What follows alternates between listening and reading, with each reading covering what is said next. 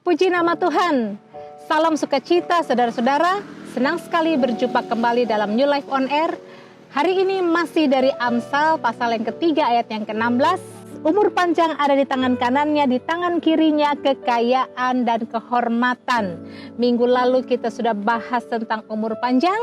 Dan saat ini mari kita lihat janji yang ada di Amsal 3 ayat 16 ini, yaitu tentang kekayaan.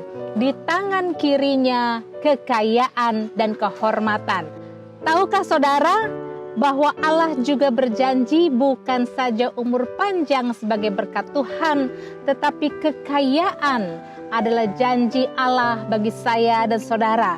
Kekayaan adalah janji dan berkat Tuhan bagi kita, dan di Alkitab banyak kali mencatat kekayaan sama seperti umur panjang, yaitu seperti upah bagi kita yang hidup benar di hadapan Tuhan, yang mengindahkan seluruh perintah Tuhan dan melakukannya. Saudara-saudara, Amsal 3 ayat 16, kalau kita percaya kepada Tuhan, menyerahkan kehidupan kita kepada Tuhan, janjinya bukan saja umur panjang tetapi kekayaan dan kehormatan, yaitu bagi kita yang dalam hidup ini tidak mengandalkan kekuatan kita sendiri, tetapi sepenuhnya bersandar kepada Tuhan. Hidup dengan kekayaan dari Tuhan adalah keindahan, dan itu adalah maksud Tuhan. Mungkin beberapa orang mengira bahwa hidup dengan kekayaan berlimpah itu adalah dosa. Demikian juga banyak orang mengira kalau hidup miskin itu rohani. Hidup kaya berlimpah-limpah itu tidak rohani.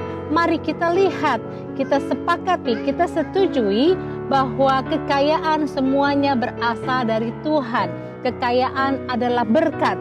Yang pertama, Tuhan memberikan kekuatan untuk memperoleh kekayaan. Ulangan 8 ayat 12 sampai dengan 14. Dan supaya apabila engkau sudah makan dan kenyang, pendirikan rumah-rumah yang baik serta mendiaminya, dan apabila lembu sapimu dan kambing dombamu bertambah banyak, dan emas serta perakmu bertambah banyak, dan segala yang ada padamu bertambah banyak, jangan engkau tinggi hati sehingga engkau melupakan Tuhan Allahmu yang membawa engkau keluar dari tanah Mesir, dari rumah perbudakan. Saudara, dikatakan di sini sudah makan dan kenyang, dan apabila mendirikan rumah-rumah yang baik serta mendiaminya. Jadi mereka makan dan kenyang dari Tuhan, mereka bisa membangun rumah yang baik, nyaman untuk ditinggalkan. Dan apabila lembu sapi, kambing domba, emas serta perakmu bertambah banyak. Jadi itu pun perbuatan Tuhan kepada bangsa Israel. Dan Tuhan memberi peringatan, kalau engkau sudah kaya, sudah makan kenyang, sudah punya emas perak, sudah punya rumah yang baik, seperti yang kita nikmati hari ini di dunia ini. Mungkin kita makan cukup, makan kenyang, kita punya rumah yang nyaman, entah itu rumah masih ngontrak atau rumah milik sendiri. Mungkin kita punya perhiasan, kita punya kendaraan, kita punya harta apapun. Dikatakan di sini, jangan engkau tinggi hati sehingga engkau melupakan Tuhan Allahmu. Kenapa? Karena semuanya itu adalah berkat Tuhan. Kita lihat ayat 17. Maka janganlah kau katakan dalam hatimu, kekuasaanku dan kekuatan tanganku lah yang membuat aku memperoleh kekayaan ini. Lihat, Tuhan tidak ingin kita yang diberkati. Sekali-sekali jangan kita mengatakan, karena kekuatanku lah aku memperoleh semuanya ini.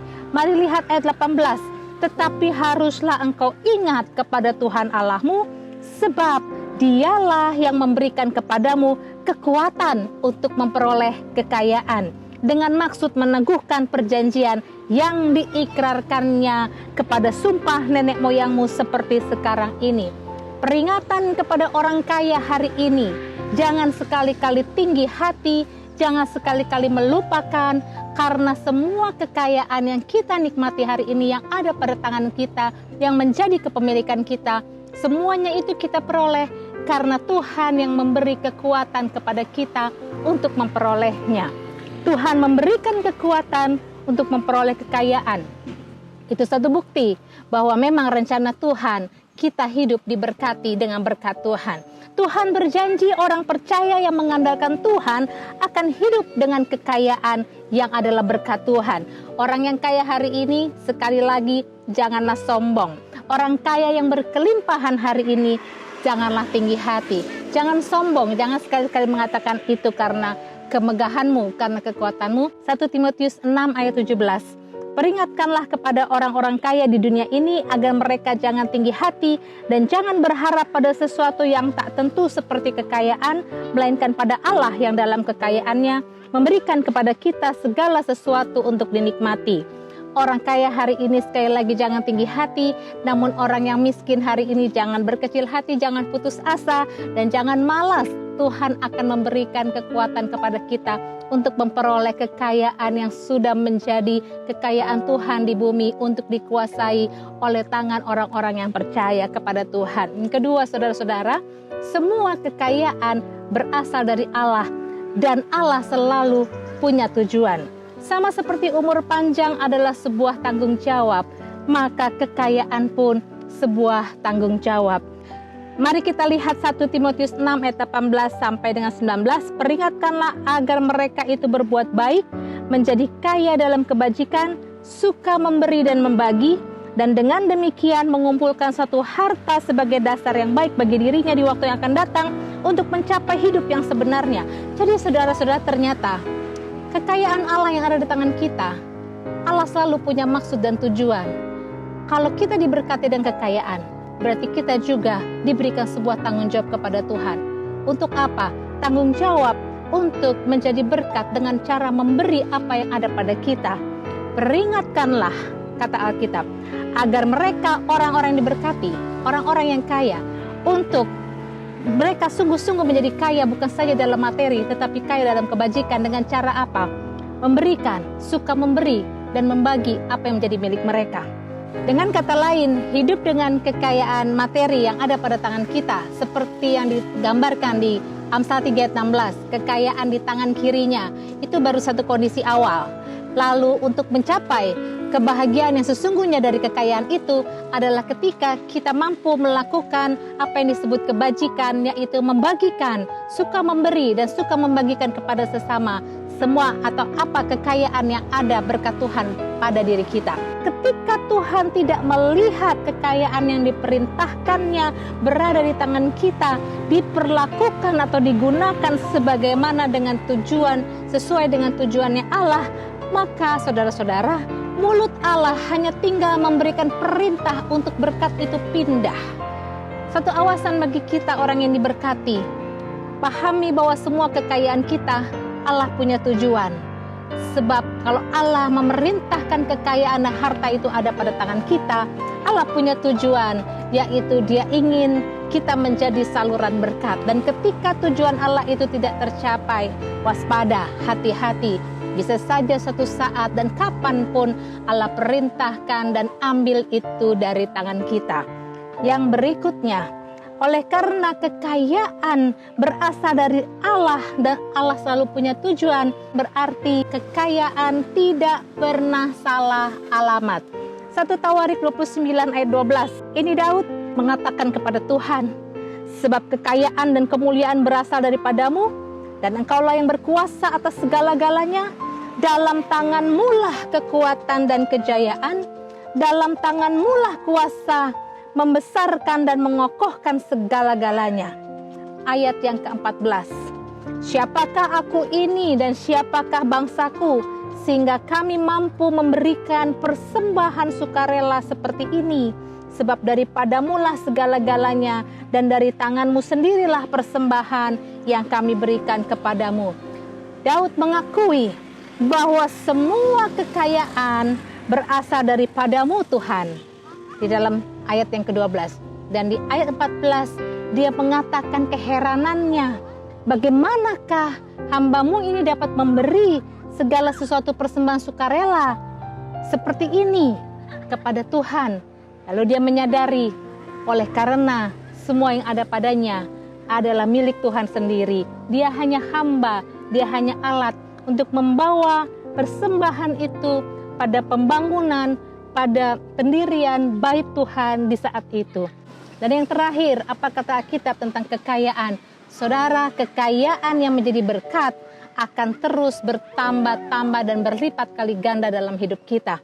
Yang menghemat akan berkurang, yang menempatkan kekayaannya kemana-mana justru akan berkelimpahan. Dunia berkata orang pelit itu bisa jadi kaya. Alkitab mengatakan orang kaya itu justru murah hati dan bertambah kaya. Orang pelit tidak pernah sadar tujuan kekayaan yang ada pada dirinya. Tetapi orang percaya, orang yang kekayaannya dari Tuhan, dia sadar mengapa dia diberkati oleh Tuhan. Amsal 11 ayat 24-25. Ada yang menyebar harta tetapi bertambah kaya. Ada yang menghemat secara luar biasa, namun selalu berkekurangan. Siapa banyak memberi berkat, diberi kelimpahan. Siapa memberi minum, ia sendiri akan diberi minum. Wah, puji Tuhan, ayat firman Tuhan yang berlawanan dengan apa yang kita terima dari dunia. Firman Tuhan mengajarkan kalau kita banyak memberi berkat, kita akan diberi kelimpahan. Siapa memberi minum, dia akan diberi minum.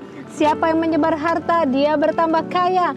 Siapa yang menghemat luar biasa, dia selalu berkekurangan. Pahami apa maksud Tuhan dengan kekayaan, dengan berkat yang ada pada kita. Itu pesan firman Tuhan pada kali ini. Saudara-saudara, ingat kekayaan adalah berkat Tuhan. Kekayaan yang dari Tuhan, selalu dialah sumber kekuatan kita untuk memperoleh kekayaan. Dan yang berikutnya, ingat bahwa Allah memberikan kita harta kekayaan atau apapun yang kita miliki itu untuk menjadi berkat sesuai dengan tujuan Allah. Sebab Allah selalu punya rencana ketika Dia memberkati kita dengan apapun bentuk berkat itu. Dan yang terakhir, ingat, siapa memberi dia akan semakin berkelimpahan. Siapa yang bersuka cita membagi-bagikannya, membuat kehidupan yang penuh dengan kebajikan, maka dialah yang berbahagia dengan semua berkat yang berasal dari Tuhan. Puji nama Tuhan.